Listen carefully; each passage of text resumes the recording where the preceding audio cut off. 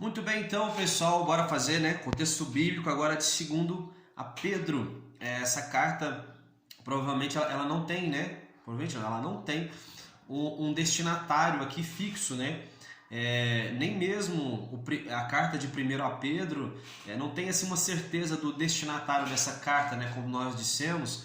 Ela está endereçada ali nas igrejas da Ásia Menor. E falamos também, né, que provavelmente Pedro estivesse tido ali em Roma, né? Mas não havia essa certeza também.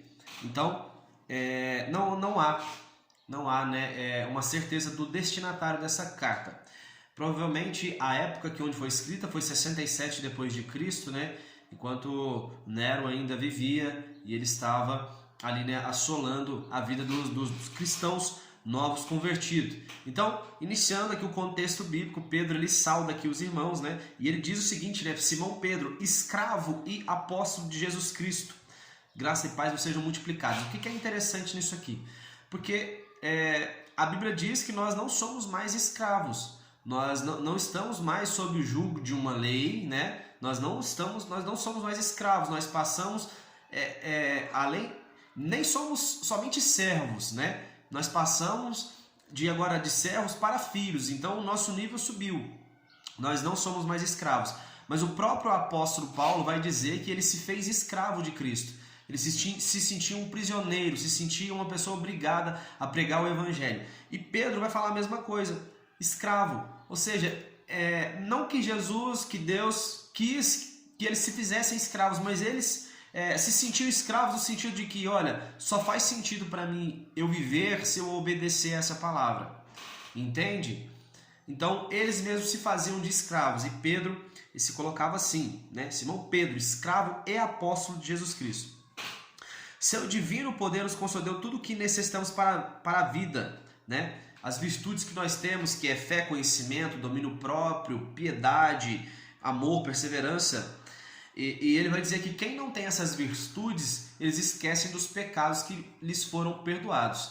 Ou seja, conforme a gente vai vivendo com Cristo, após nós sermos perdoados, a gente vai tendo virtudes, né? Domínio próprio, piedade, isso é tudo uma consequência de alguém que foi alcançado pela graça, pelo amor imerecido do Senhor por nós. Sempre cuidarei de vos lembrar desses princípios. Tenho me empenhado para que depois de minha partida vocês lembrem desses ensinamentos, né? Porque Pedro bem sabia, assim como Paulo também, de que no meio deles haviam falsos mestres, né? A gente vai ver que daqui a pouco Pedro fala sobre isso. Não seguimos fábulas, nós não fomos testemunhas, nós fomos testemunhas oculares, né? Pedro foi aquele discípulo o mais próximo ali de Jesus, né? Um dos mais próximos, João também, né? Pedro, Tiago e João. Os três eram os mais próximos ali de Jesus. Então, ele vai dizer, nós fomos testemunhas oculares, né? Nós ouvimos a voz de Deus que disse que Jesus é seu Filho amado, como aconteceu no batismo. Antes de tudo, saber que nenhuma profecia da Escritura provém de interpretação pessoal, porquanto jamais a profecia teve origem na vontade humana, mas homens santos falaram da parte de Deus, orientados pelo Espírito Santo. Então, toda a Escritura é inspirada por Deus, assim como Paulo também diz sobre isso, né? E Pedro categoricamente afirma isso. Aí fala sobre os falsos mestres, né, que eles vão surgir no meio do povo, introduzam heresias destruidoras, até o cúmulo de negarem Cristo, de negarem aquele que o resgatou. Então, se você quer saber hoje uma igreja que ela prega uma heresia, é aquela que nega Jesus, que nega aquele que vos resgatou.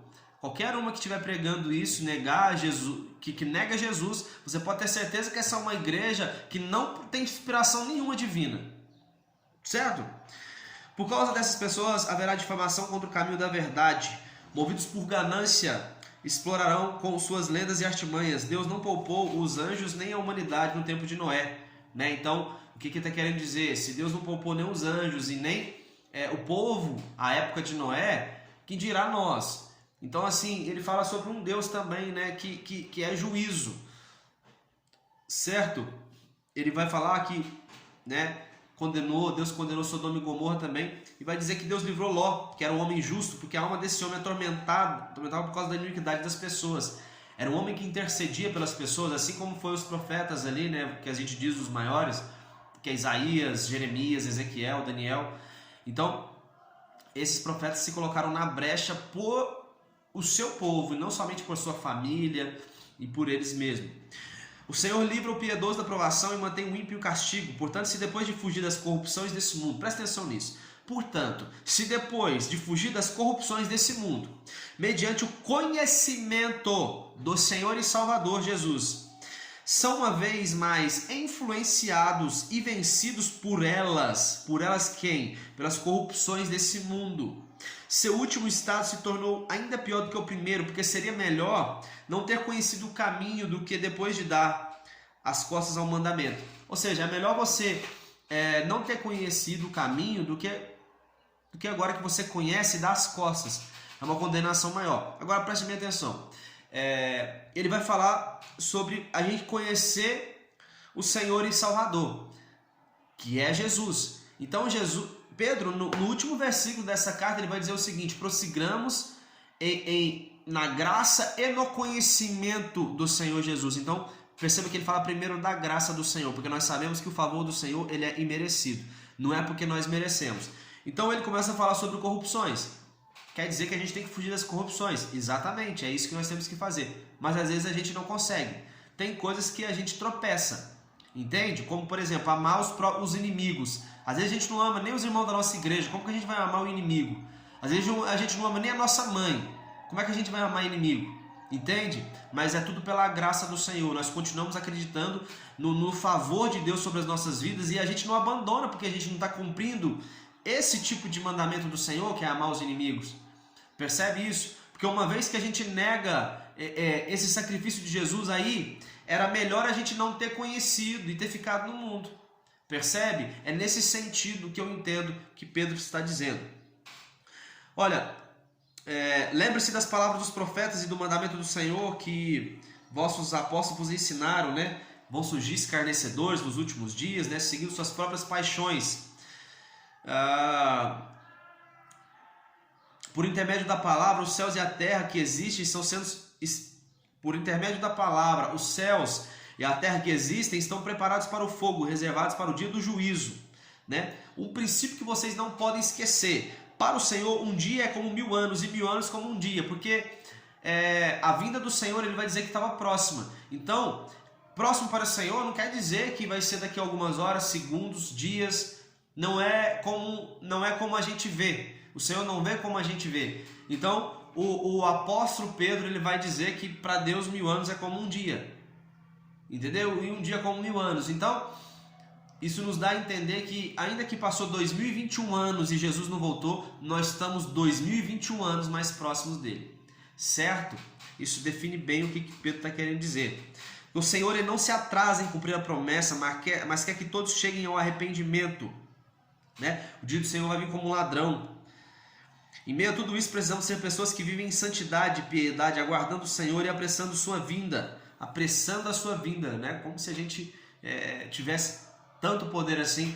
Mas eu creio que Pedro fala no sentido da gente poder cumprir a palavra do Senhor como uma das coisas que é pregar o evangelho a toda criatura. Então eu creio que esse sentido, né? Nesse sentido aí a gente apressa a vinda do Senhor.